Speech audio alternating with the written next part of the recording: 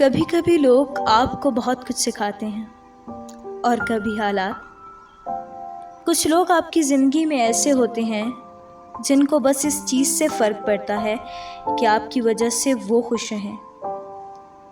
आप उनको खुश रखें, उनकी मर्ज़ी के मुताबिक अगर चलेंगे तो वो भी खुश रहेंगे और आपके साथ अच्छे भी। लेकिन जैसे ही आप अपने बारे में सोचेंगे, जिस चीज़ से आपको खुशी मिलती है वो करेंगे, तो वही नाम निहाद दोस्त, रिश्ते और मुखलिस लोग आपको सिखाएंगे कि खुशी सिर्फ उनकी ज़रूरी है।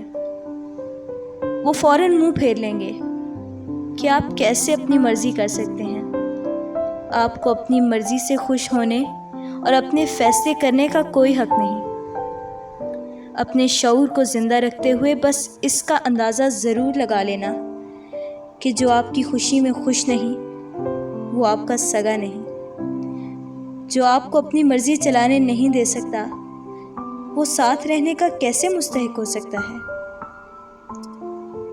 मत डाल मेरी नींद के कशकोल में सपने, अब मुझसे तेरे बोझ उठाए नहीं जाते। हम लोग मिज़ारों के चरागों की तरह हैं, रोशन किए जाते हैं, बुझाए नहीं जाते।